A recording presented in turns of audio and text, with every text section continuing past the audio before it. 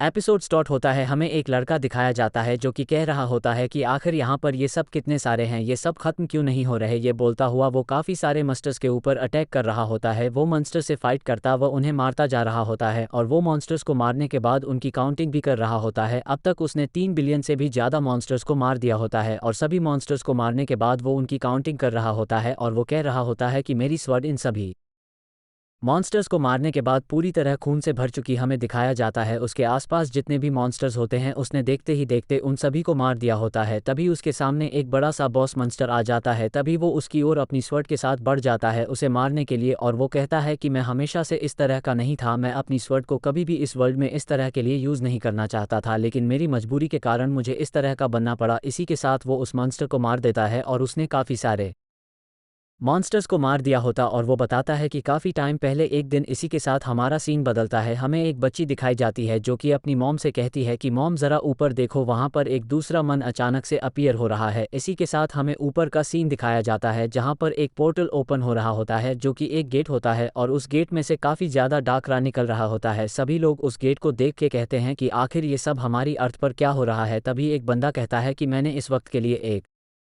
Telescope खरीद के रखा था, लगता है मुझे उसका यूज़ कर लेना चाहिए। इसी के साथ वो अपने टेलीस्कोप के साथ उस गेट में देखने लगता है। अचानक वो काफ़ी ज़्यादा घबरा जाता है। वो देखता है कि उस गेट के अंदर काफ़ी सारे मॉन्स्टर्स खड़े हुए हैं, यानी कि वो सभी मॉन्स्टर्स अर्थ के ऊपर अटैक करने के लिए आए हैं जिनकी तादाद काफ़ी ज़्यादा है। इस गेट को भी एक तरह से बंद किया जा सकता है। एक बीस्ट है जिसकी बॉडी के अंदर एक की है जो कि इस डंजों को बंद करने की है, यानी कि इसको बंद करने की है, लेकिन ह्यूमंस के पास इतना टाइम नहीं है कि वो इस की को ढूंढ पाए, क्योंकि सभी मॉन्स्टर्स उनके ऊपर अटैक कर उन्हें मार रहे हैं। और ये मॉन्स्टर्स और बेस्ट अर्थ पर इस वजह से आ पाए हैं क्योंकि इन्होंने स्पेस और अर्थ के बैरियर को डिस्ट्रॉय कर दिया, जिस वजह से एक पोर्टल ओपन हुआ है जिसमें से ये आकर अर्थ पर अपीयर हो रहे हैं। ये सभी मॉन्स्टर्स ह्यूमैनिटी के लिए काफ़ी बड़ा डिजास्टर है क्योंकि ह्यूमंस इन मॉन्स्टर से फाइट नहीं कर सकते, इनकी स्ट्रेंथ काफ़ी ज़्यादा होती है, लेकिन इन मॉन्स्टर से फाइट करने के लिए काफ़ी सारी ह्यूमंस अकन बनने लगे, यानी कि उनकी बॉडी अवेक होने लगी। उन सभी ह्यूमंस को काफ़ी सारी स्पेशल एबिलिटीज़ और स्पेशल पावर्स मिलने लगी जिसे कि वो इन मॉन्स्टर से फाइट कर सकते थे और वो काफ़ी ज़्यादा अच्छे तरीके से इन मॉन्स्टर से फाइट करने लगे, जिससे कि मॉन्स्टर्स की तादाद कम होने लगी। इन अवेकनर्स ने अपने कुछ ग्रुप्स बनाए जिनमें से कुछ ग्रुप्स मॉन्स्टर से फाइट करेंगे तो कुछ ग्रुप ऐसे होंगे जो कि उसकी को फाइंड करेंगे ताकि मॉन्स्टर्स के आने के रास्ते को ब्लॉक किया जा सके और बाकी के अर्थ के मॉन्स्टर्स को डिस्ट्रॉय किया जा सके, क्योंकि अर्थ को भी इन्हें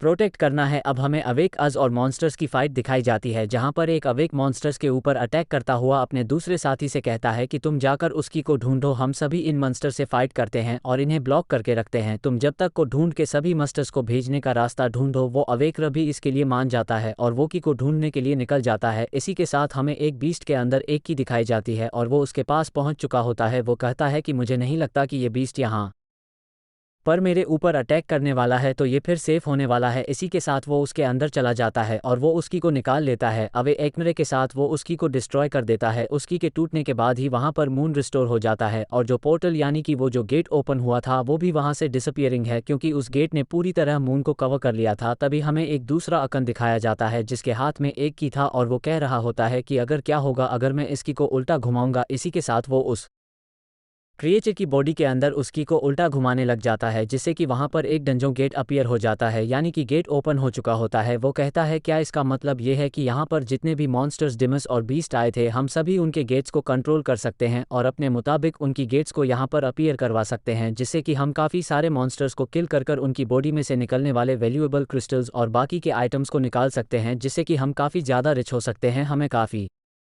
सारे अवेकर्स दिखाए जाते हैं जो कि कह रहे होते हैं कि इस वर्ल्ड में अवेकर्स का टाइम आ चुका है, तो अब हमें काफ़ी ज़्यादा रिच बनना होगा। इसी के साथ हमें 5 साल बाद का सीन दिखाया जाता है जहां पर कुछ लोग एक लड़की को पकड़ रखे होते हैं और उसे एक चोटी से नीचे फेंक देते हैं। तभी वो लड़का नीचे गिरता हुआ कहता है कि मैं एक ऑर्डिनरी पर्सन हूँ और मैं इन सभी अवेकर्स के लिए एक चीटी हूँ और इनसे ज़्यादा कुछ नहीं हूँ। इसी के साथ वो ज़मीन पर गिरता है, उसके आसपास काफ़ी सारे मॉन्स्टर्स आ चुके होते हैं। तभी उसका जो पेंडेंट होता है वो उसका टूट जाता है। अचानक से उसके आंखों के सामने काफ़ी ज़्यादा लाइट आ जाती है और वो चिल्लाने लग जाता है क्योंकि उसकी बॉडी के ऊपर काफ़ी ज़्यादा प्रेशर पड़ रहा होता है और उसकी बॉडी काफ़ी ज़्यादा ग्लो कर रही होती है। तभी वो कहता है कि मेरी डिजायर ज़्यादा होने के कारण लगता है कि मुझे काफ़ी ज़्यादा पावर्स मिलने वाली है, लगता है मैं भी अब एक अवेक बनने वाला हूँ। इसी के साथ आसमान से एक लाइट आकर उसकी बॉडी के ऊपर गिरती है। इसी के साथ हमें वहाँ पर एक क्रिएचर दिखाया जाता है। अब हमारा सीन बदलता है, हमें एडवांस डंजों का पहाड़ दिखाया जाता है जहाँ पर काफ़ी सारे अवेकर्स आए हुए होते हैं मॉन्स्टर्स को मारने के लिए, और वो सभी मस्टर्स को मार भी रहे होते हैं। हमें वहाँ पर एमसी को दिखाया जाता है जो कि वहाँ पर चुपचाप खड़ा होता है काफ़ी सारे अवेकर्स के सामान को पकड़कर। तभी अवेकर्स उसके पास आ जाते हैं और वो उसे कहते हैं कि हमने यहाँ पर अपना सारा काम कर लिया है, तो अब तुम्हारी बारी आ चुकी है, तुम्हें यहाँ पर काम करना पड़ेगा। इसी के साथ वहाँ पर हमारा एमसी काम करने लग जाता है और जो उन अवेक का लीडर होता है वो अपने सभी साथियों से कह रहा होता है कि हमें ज़्यादा से ज़्यादा मॉन्स्टर्स को मारना पड़ेगा क्योंकि हमारे पास इतना ज़्यादा टाइम नहीं है। हमारा एमसी हमें बताता है कि मेरा नाम फैक है और मैं 19 ईयर्स का हूँ। मैं इन सभी लोगों के लिए यानी कि इन सभी अवेकर्स के लिए एक बैकअप मेंबर हूँ। ये सभी अनज मॉन्स्टर से फाइट करने के बाद काफ़ी ज़्यादा थक जाते हैं, तो मैं उन सभी की हेल्प करता हूं उन सभी मॉन्स्टर्स की बॉडी में से वैल्यूएबल थिंग्स निकालने के लिए। जब से इस वर्ल्ड में गेट्स ओपन होना शुरू हुए हैं तब से काफ़ी सारे अवेक हुए हैं जो कि काफ़ी ज़्यादा पावरफुल होते हैं, और वो सभी लगातार मॉन्स्टर से फाइट करते हुए उन सभी को ख़त्म कर रहे हैं ताकि वो जल्दी से जल्दी इन सभी डंजों को डिसअपीयर होता है। अब इन सभी अकस का प्रोफेशन बन गया है डंजों को क्लियर करने के लिए। इसी के साथ वो एक मॉन्स्टर की बॉडी को चीर रहा होता है और वो कह रहा होता है कि मुझे इसकी बॉडी में से जल्दी वैल्यूएबल थिंग्स को निकालना पड़ेगा ताकि मैं इन सभी अवेकर्स को दे पाऊँ, क्योंकि हम जैसे लोग जो कि अवेकर्स भी नहीं है, हमारी बॉडी में कोई भी पावर्स नहीं है, फिर भी हम अकन के पास आकर एक हेल्पर की तौर पर काम करते हैं जिससे हमें काफ़ी ज़्यादा प्रॉफिट होता है, जिससे हमें काफ़ी ज़्यादा फ़ायदा होता है। लेकिन अकन को भी मॉन्स्टर से फाइट करने में लाइफ और डेथ का खतरा होता है, इसलिए वो भी काफ़ी ज़्यादा केयरफुल रह के मॉन्स्टर से फाइट करते हैं। ज़्यादातर हम जैसे ऑर्डिनरी पर्सन छोटे लेवल के यानी कि लो लेवल के अकन के पास ही होते, क्योंकि वही हमें रखते हैं, क्योंकि जो बड़े अकन होते हैं उनके पास हम जैसे लोगों के लिए टाइम नहीं होता और वो हमें एक कीड़े से ज़्यादा कुछ समझते भी नहीं है। मैं इस वक्त को इसीलिए करता हूँ क्योंकि मेरी जो छोटी बहन है वो काफ़ी ज़्यादा बीमार है और वो हॉस्पिटल में एडमिट है, वो अनकॉन्शियस हालत में है। मैं हॉस्पिटल के बिल्स को भरने के लिए इस वक्त को करता हूँ क्योंकि मुझे इससे ही ज़्यादा पैसा मिल सकता है, बाकी किसी भी काम से इतना पैसा नहीं मिल सकता कि मैं उसके हॉस्पिटल बिल्स को भर सकूँ। इसी के साथ हमें दूसरी गिल्ड का सीन दिखाया जाता है जो कि मॉन्स्टर से फाइट करते हुए काफ़ी ज़्यादा थक गई होती है। तभी उसके पास हमारा बैंक आ जाता है और उससे कहता है मैं आ चुका हूँ। इसी के साथ वो उसे पानी देता है वो अवेक, और उसे कहता है कि तुमने मॉन्स्टर्स के बॉडी के अंदर हाथ डालने के बाद उनके क्रिस्टल्स को निकाल लिया, लेकिन तुमने अभी तक अपने हाथ को भी नहीं धोए। होटल्स के ऊपर भी मॉन्स्टर का ब्लड लग चुका है, तुम तो काफ़ी ज़्यादा गंदे हो। इसी के साथ वो पानी पी लेता है। फैंक बाकियों से पूछता है क्या किसी को वाटर की ज़रूरत है। इसी के साथ वो एक बंदे के पास आ जाता है जो कि ब्रदर सन होता है और वो उससे कहता है कि आपको वाटर की ज़रूरत है। तभी ब्रदर चन उसे एक लात मारक दूर फेंक देता है। फिर वो अपने सभी साथियों से कहता है कि तुम सभी इसे जाके मार दो क्योंकि ये हमारी टीम के लिए एक कलंक है और ये बिल्कुल ही यूजलेस है। इसी के साथ वो सभी लोग को ऑर्डर दे देता है। हमें दिखाया जाता है जितने भी अवेक अज होते हैं वो सभी जाके फैंक को मारने लग जाते हैं। फैंक उनसे कह रहा होता है कि आखिर तुम सभी मुझे यहाँ पर क्यों मार रहे हो, आखिर मैंने यहाँ पर क्या गलत कर दिया है। तभी जो ब्रदर चून होता है वो उससे कहता है कि आखिर तुम्हारी हिम्मत भी कैसे हो हमारे सामने बोलने के लिए, और तुम्हें पता भी नहीं है कि आखिर तुमने यहाँ पर क्या किया। तुम बिल्कुल यूजलेस हो, तुम हमारी टीम में कलंक से ज़्यादा कुछ नहीं है। तुम्हारी वजह से काफ़ी ज़्यादा अकज़ मेरी काफ़ी ज़्यादा इंसल्ट करते हैं कि तुमने इतने ज़्यादा यूजलेस बंदे को अपनी टीम में क्यों रख रखा है, इसीलिए मैं आज तुम्हें मार दूंगा। ब्रदर चन फैन की बॉडी को घसीटते हुआ लेता जा रहा होता है जिसमें से काफ़ी ज़्यादा ब्लड निकल रहा होता है। फैंक उससे बार बार कह रहा होता है कि आखिर मैंने आपके साथ क्या गलत कर दिया है, कहीं आपको कोई मिस्टेक तो नहीं हुई। तभी ब्रदर चन उसे कहता है कि मुझे हंसने पे मजबूर मत करो, मैं तुम्हें यहाँ पर क्यों जिंदा छोड़ूं। मैं नहीं चाहता कि मेरी टीम के अंदर तुम्हारा जैसा कोई वीक लिंग हो, क्योंकि मैं काफ़ी ज़्यादा पावरफुल बनना चाहता हूँ और आगे जाके मेरा फ्यूचर काफ़ी ज़्यादा ब्राइट है। इसी के साथ वो हमारे फैंक को पहाड़ के नीचे फेंक देता है और कहता है कि अब तुम मर जाओ। फैंक नीचे गिरता हुए भी उनसे रिक्वेस्ट कर रहा होता है और उनसे कह रहा होता है कि प्लीज़ मुझे यहाँ पर बचा लो, मुझे यहाँ पर मरना नहीं है। ब्रदर चन उसे देखता हुआ कह रहा होता है कि तुम तो एक कावड़ की लाइफ को जी रहे थे और तुम मरते हुए भी एक कावड़ की तरह मर रहे हो। तभी दूसरा वैक्न कहता है कि इसकी डेथ को देख के मुझे काफ़ी ज़्यादा इंटरेस्ट आता जा रहा है, वो तो कुत्ते की ज़िंदगी जी रहा था और वो कुत्ते की तरह मर रहा है। इसी के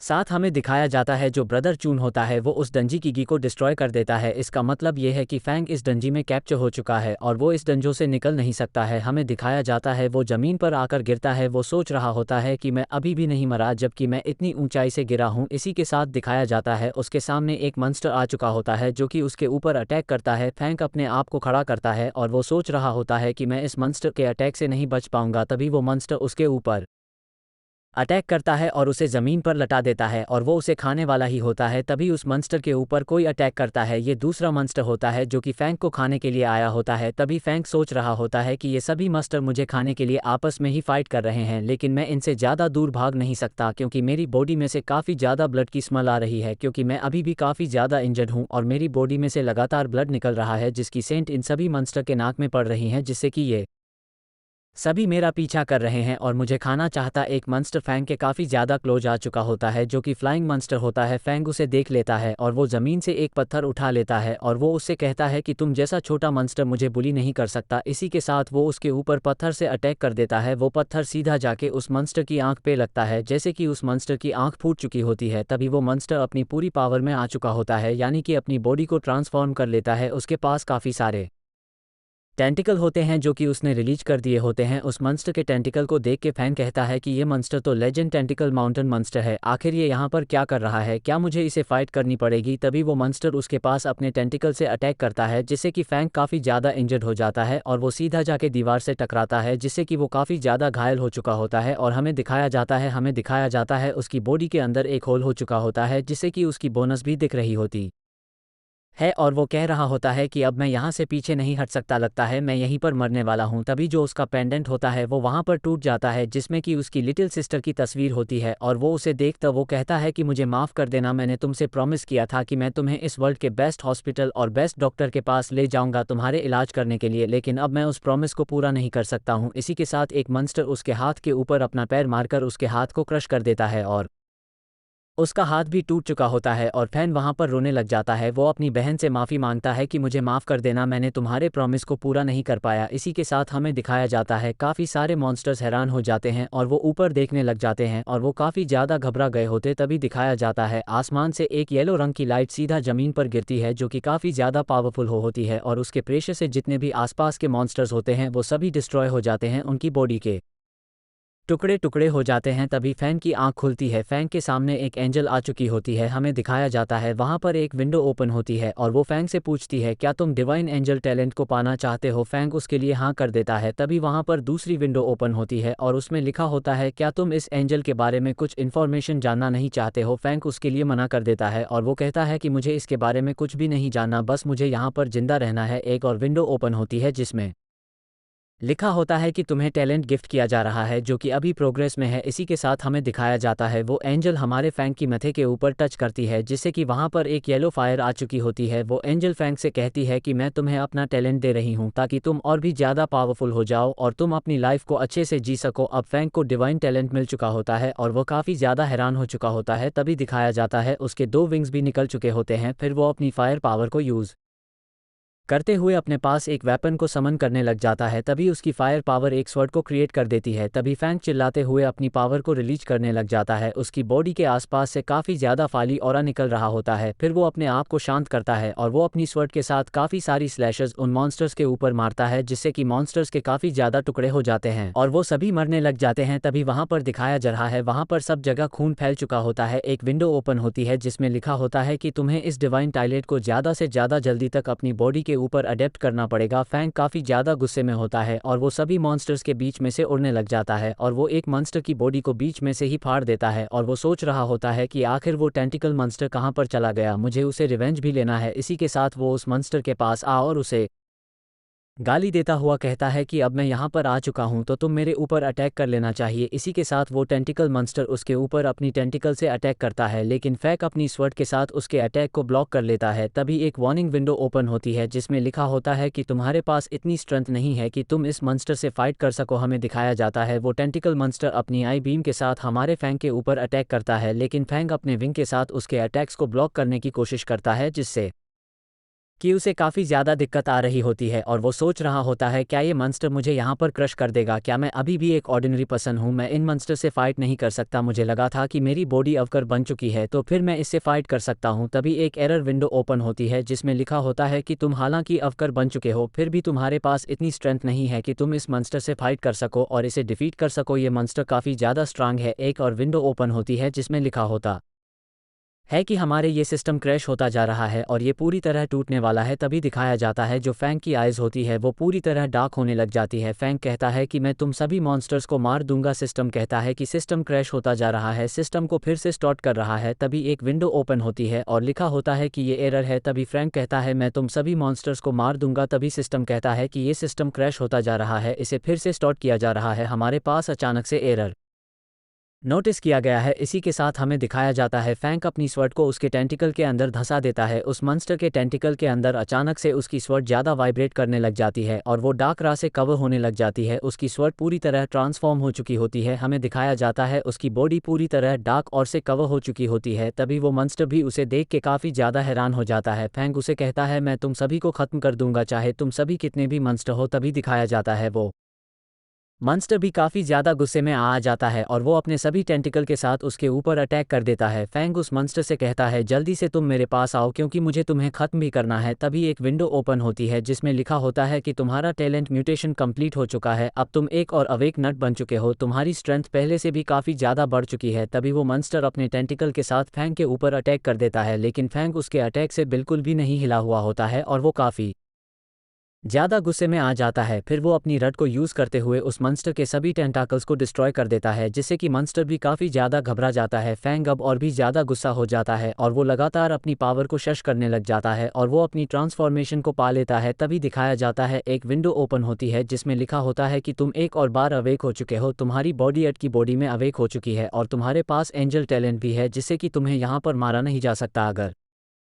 तुम्हारी बॉडी के ऊपर कोई भी इंजरी आती है, तुम्हारा एंड टैलेंट एक्टिवेट हो जाएगा और तुम्हारी बॉडी की इंजरी को हील कर देगा। तभी फैंग उस मॉन्स्टर की गर्दन के ऊपर अपनी स्वॉर्ड रख लेता है और उससे कहता है कि मैं तुम्हें यहाँ पर एक चांस दे रहा हूँ, तुम्हारे यहाँ पर जितने भी मॉन्स्टर साथी है तुम उन सभी को बुला लो क्योंकि मैं उन सभी से फाइट करना चाहता हूँ और हम दोनों के मैटर जो है मैं उन सभी को सॉल्व करना चाहता हूँ। अभी वो मॉन्स्टर आसमान में चला जाता है और वो अपनी ज़बरदस्त कम्युनिकेशन रड को यूज़ करता है जिससे कि वहाँ पर काफ़ी सारे मॉन्स्टर्स आ जाते हैं और ज़्यादातर मॉन्स्टर फ्लाइंग मॉन्स्टर्स होते हैं। उन सभी मॉन्स्टर्स को देखकर फैंग कहता है कि क्या तुम्हारे पास सिर्फ यही लेवल के मॉन्स्टर्स हैं? ये सभी लेवल वाले मॉन्स्टर तो मेरे हाथों से मरने वाले हैं। इसी के साथ वो ज़मीन से एक जंप लगाता है और अपनी स्वॉर्ड के साथ सभी मॉन्स्टर्स को मारने लग जाता है। हमें दिखाया जाता है फैंग ने आसमान में काफ़ी ज़्यादा स्लैशेस मार दी होती है, फिर वो ज़मीन पर लैंड करता है। दिखाया जाता है फैंग की स्लैशेस वहाँ पर ब्लास्ट होने लग जाती है और सभी मॉन्स्टर्स मरने लग जाते हैं। वह देखते ही देखते उसने सभी मॉन्स्टर्स को मार दिया होता है। तभी फैंग को सेंस होता है और वो पीछे मुड़ के देखता है। वो बड़ी तेजी से उस मॉन्स्टर के पास पहुंच जाता है। हमें दिखाया जाता है ये वही टेंटिकल मॉन्स्टर होता है जो कि अभी भी मरा नहीं होता और उसके पास भी रिजनरेशन एबिलिटी होती है जिससे कि वो अपनी बॉडी को रिजन कर रहा होता है। फिर वो अपनी बॉडी को पूरी तरह रिजन कर लेता है। बैंग उसके पास आ जाता है और उसके ऊपर अपनी स्वॉर्ड से अटैक करने वाला होता है। तभी उसे कहता है कि अब तुम यहाँ पर मरने वाले हो क्योंकि तुमने यहाँ पर जितना कुछ करना था वो तुमने कर लिया। इसी के साथ वो उसके ऊपर अपनी स्वॉर्ड से अटैक करता है और उसे मार देता है। तभी वहां पर और भी ज़्यादा फ्लाइंग मॉन्स्टर्स आ जाते हैं जो कि हनी बीम मॉन्स्टर्स होते हैं। फैंग उन्हें देख के कहता है कि लगता है यहाँ पर सब कुछ इंटरेस्टिंग होने वाला है, यहाँ पर मॉन्स्टर्स इतनी आसानी से ख़त्म नहीं होने वाले। तो ठीक है, मैं इन सभी मॉन्स्टर्स को मार दूंगा, मैं इस पूरी डंजों को क्लियर कर दूंगा। फैंग उन मॉन्स्टर से कहता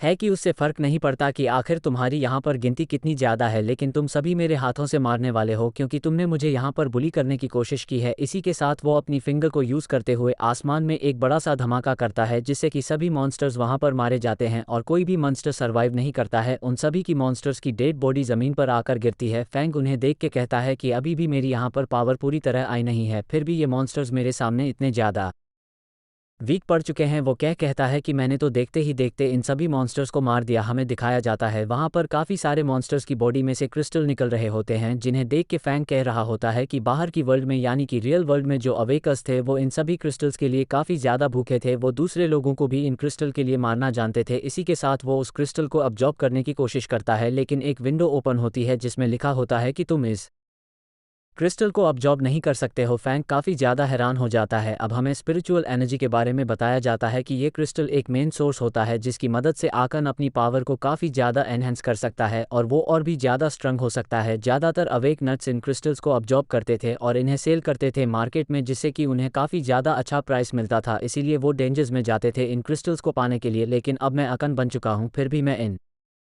क्रिस्टल्स को अब्जॉर्ब नहीं कर सकता हूँ। अगर इसी तरह चलता रहा तो मैं अपनी स्पिरिचुअल एनर्जी को किस तरह बढ़ाऊँ। लोग से कुछ सेंस होता है और वो पीछे मुड़ के देखता है। वो सोच रहा होता है कि मुझे लगा कि मेरी बॉडी के अंदर कोई चीज़ घुस गया है, लेकिन मेरी क्रिस्टल तो मेरे हाथ में थे। फिर आखिर मेरी बॉडी में क्या चला गया। तभी दिखाया जाता है जितने भी मॉन्स्टर्स थे उन सभी की बॉडी में से उनकी पावर निकल के हमारी जंग की बॉडी में जा रही होती है। जंग काफ़ी ज़्यादा हैरान हो जाता है और वो देखता है कि सभी डेड बॉडी वाले मॉन्स्टर्स की पावर उसकी बॉडी में अब्जॉर्ब होती जा रही होती है। जंग कहता है क्या इसका मतलब यह है कि मैं डेड बॉडी वाले मॉन्स्टर्स की पावर को अब्जॉर्ब कर सकता हूं? क्या मैं मॉन्स्टर्स को मारने के बाद उनकी सारी स्ट्रेंथ को अपनी बॉडी में कैप्चर कर सकता हूं? तो इसका मतलब यह है कि मेरे को इन मॉन्स्टर्स के क्रिस्टल की ज़रूरत नहीं है। क्रिस्टल्स की ज़रूरत सिर्फ उन अवेक आस को है जो कि अर्थ पर है, यानी कि रियल वर्ल्ड में है। इसका मतलब यह है कि यहाँ पर मैं जितने भी डंजों में मॉन्स्टर्स को मारता हूँ उन सभी के पावर्स को मैं ऐसे ही अब्जॉर्ब कर सकता हूं। हमें दिखाया जाता है जंग के पास एक मॉन्स्टर आ चुका होता है जो कि जंग के साइड में होता है और वो जंग के ऊपर अटैक कर देता है, लेकिन जंग अपनी सर के साथ उसके दो टुकड़े कर देता है और उसे मार देता है। फिर वो बड़ी तेजी से बाकी सभी मॉन्स्टर्स की ओर बढ़ने लग जाता है और वो कहता है कि अब मुझे पता चल चुका है कि मुझे अपनी इस वाड़ी को किस तरह से पावरफुल बनाना है। अब मुझे पावरफुल होने से कोई भी नहीं रोक सकता। मैं यहाँ के सभी मॉन्स्टर्स को मार दूंगा। अब मैं ब्रदर चन यानी कि जियान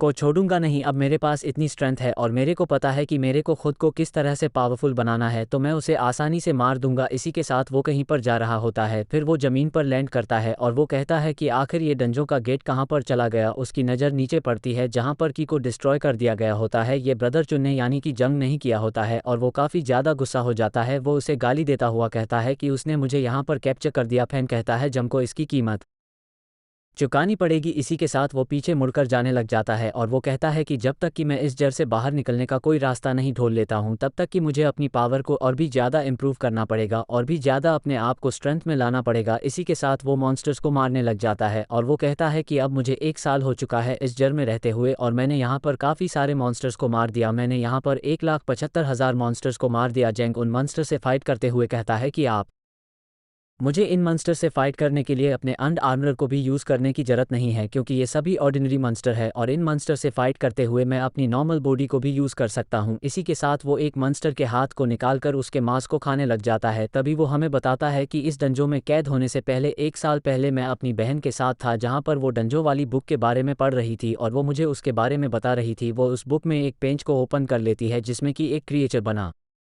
होता है।